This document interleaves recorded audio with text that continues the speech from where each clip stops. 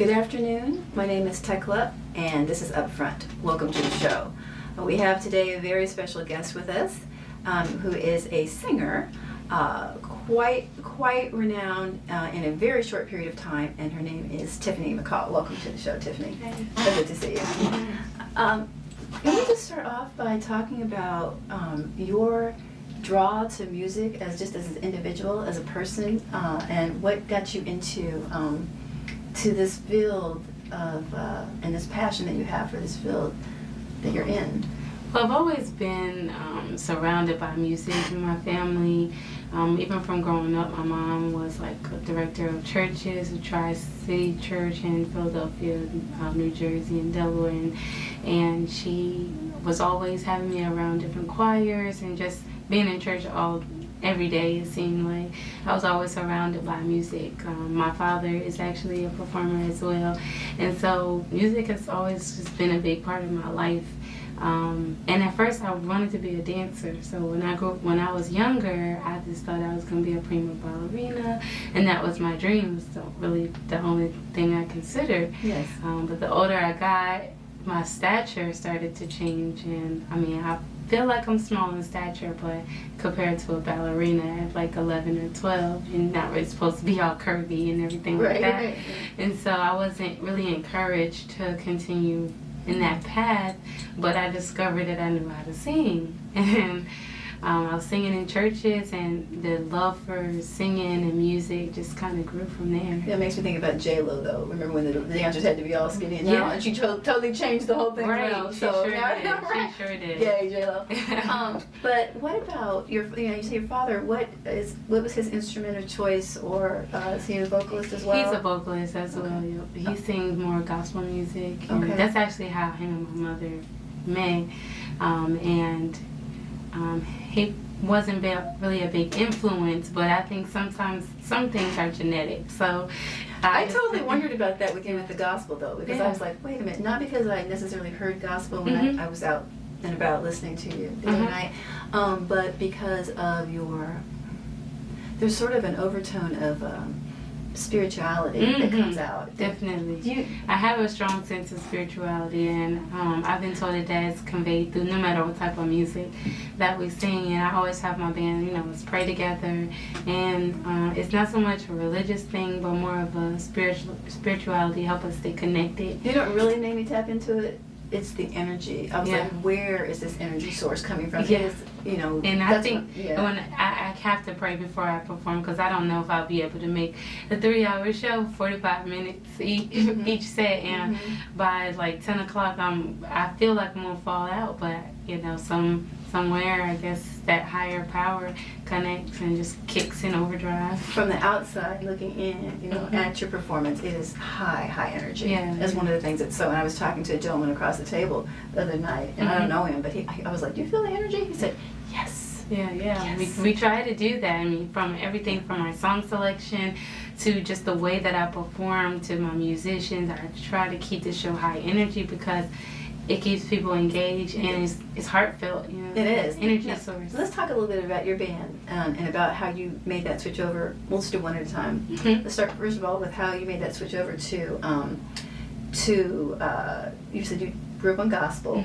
But you identify, I think, as a soul artist. Yes. So how did you make that transition, and then how did you go about selecting your band members? Can you talk about them? I was really curious about their names, as a matter of fact, the other night, because I couldn't quite catch them, and so especially your keyboardist. Oh yeah. Her name is Felicia Parker. Okay. And who are the others? You might as well say. Yeah. Well, it depends on the night. Oh, okay, right. Sometimes the band members are interchangeable. Yeah. I've been blessed and fortunate enough to have some very, very talented friends that I can just call and say, hey, I'm missing the drummer, can you play the drums? And actually I think the first show that you played at, the drummer was Byron Carter, and he actually played the bass for me the last Saturday. Oh, so, right, okay. Yeah, so you're switching them in and out. Yeah. Okay. So I've been so fortunate and blessed to know some really, really talented people. Well, let's talk about that and how you met some of those folks.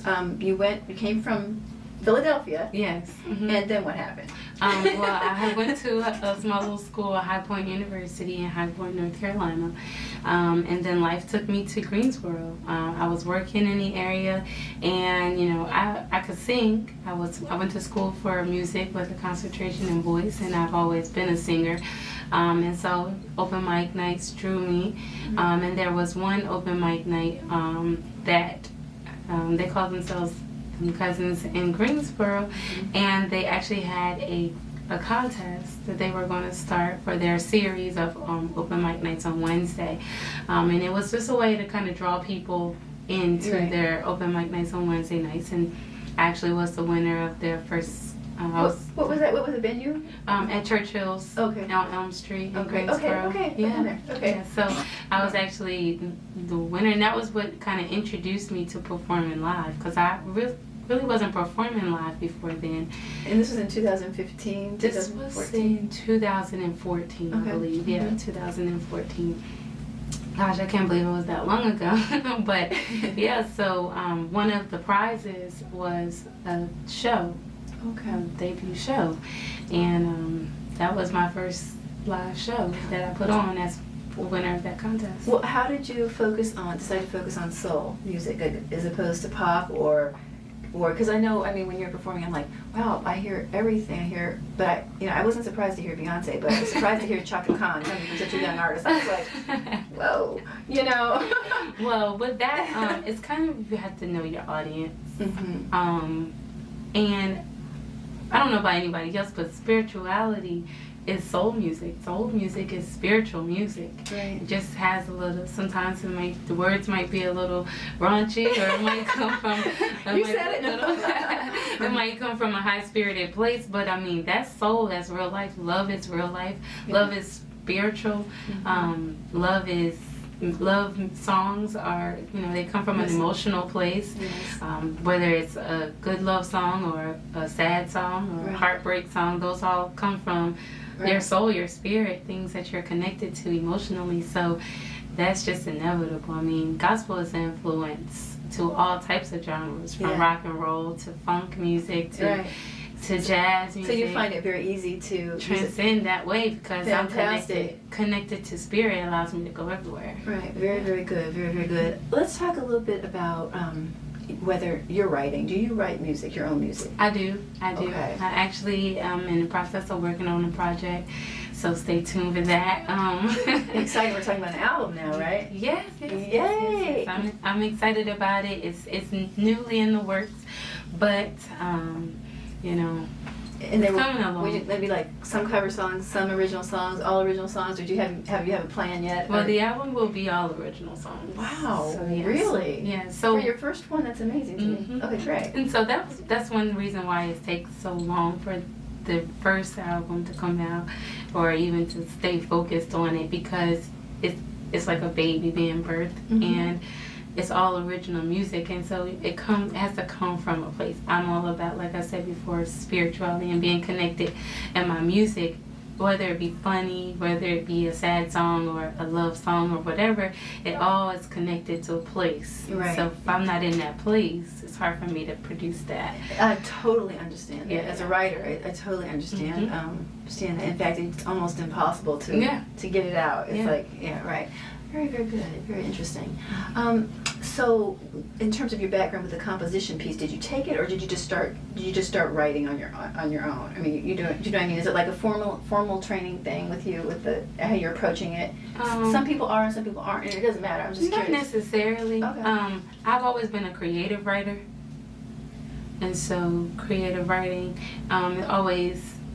it's always, like I said, just comes out of me. Don't they call that a triple threat? You said so far. We know singing, but you just said dance, and now you're talking about writing. Yeah. They call it a triple threat. You gotta do it. You gotta be able to do it all. In this day and age, I wish I could get behind the keyboard and start playing the keys. That's too. probably coming next. That's probably. Let's take a little break. Take a listen to some of the music you performed recently here in town, and we'll come back and talk some more. Okay. Cool.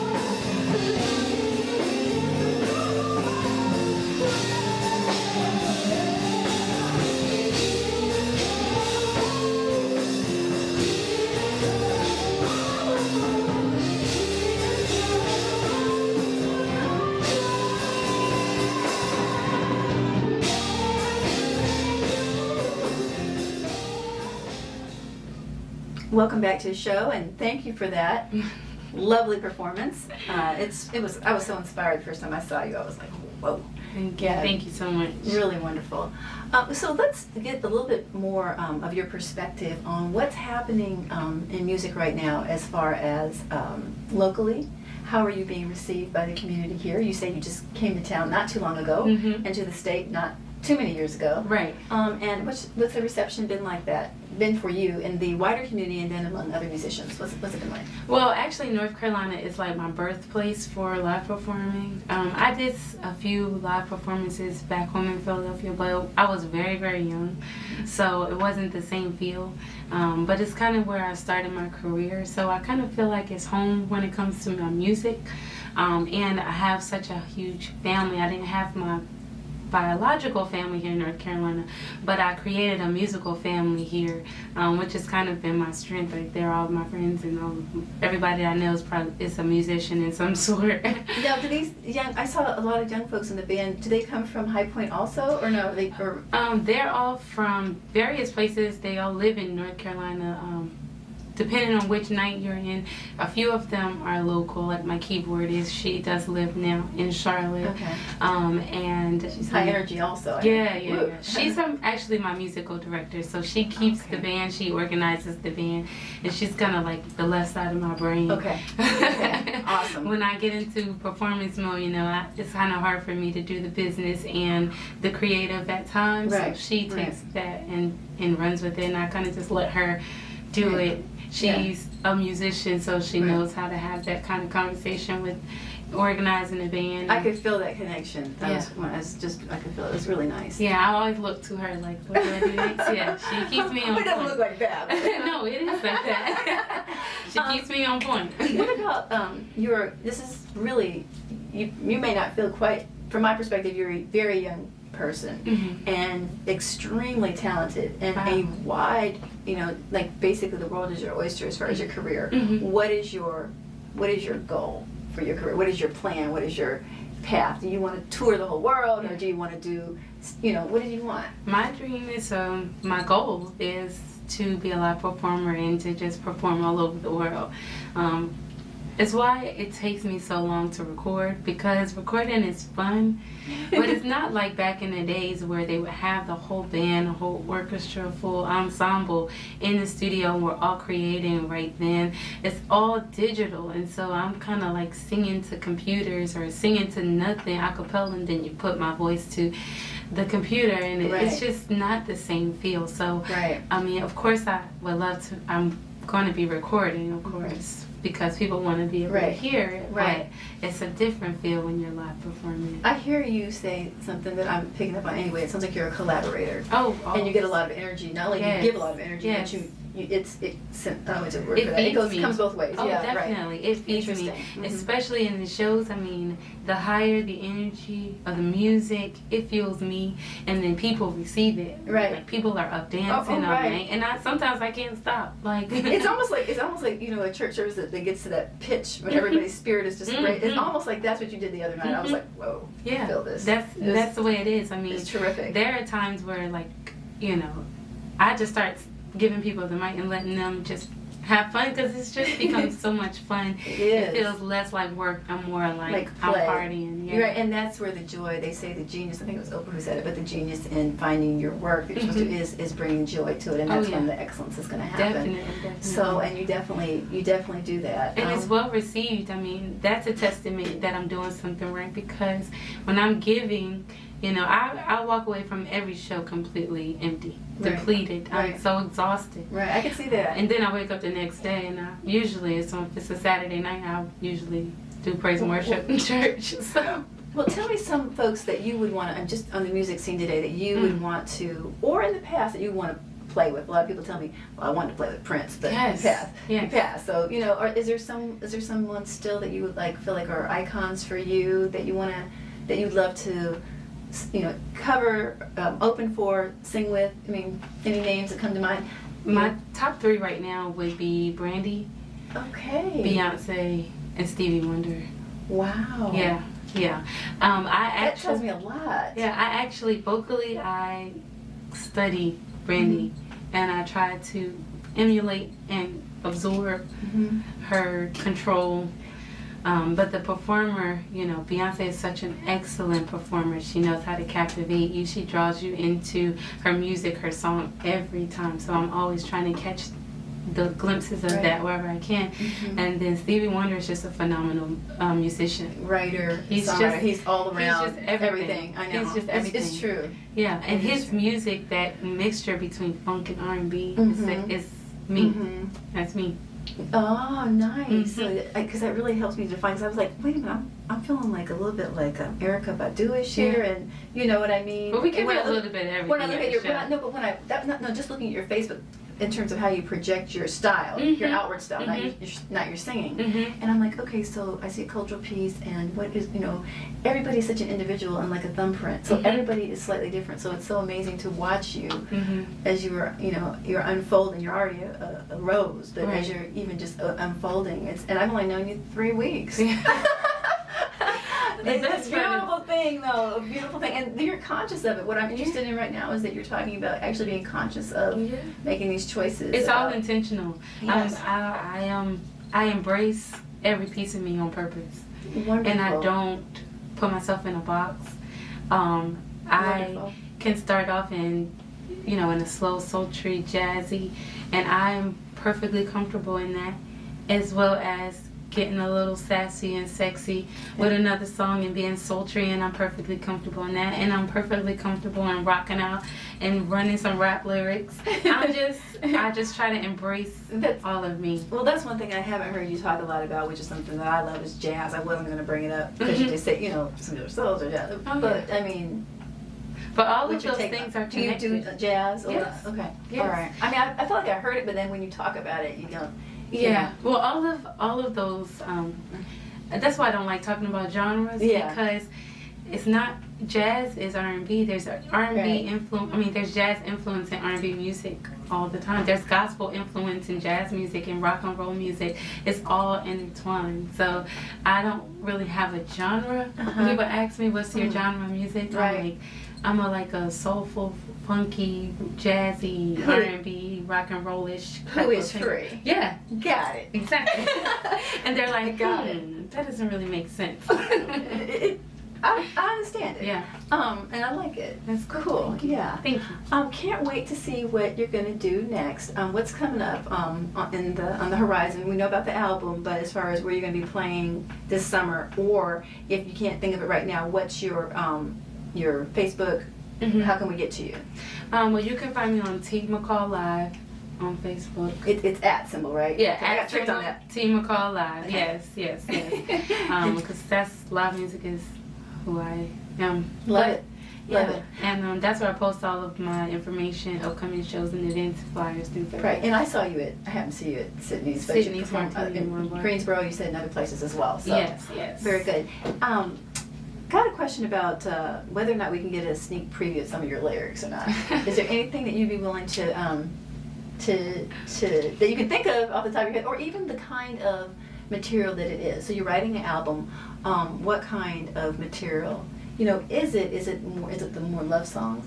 Is that kind of what you're focusing on, or is it all over the board? It's all over. I mean, it's all of me. I'm going to say that. Everything that you experience in life, from good times, bad times, situationships, friendships, love of your family, God, it's just...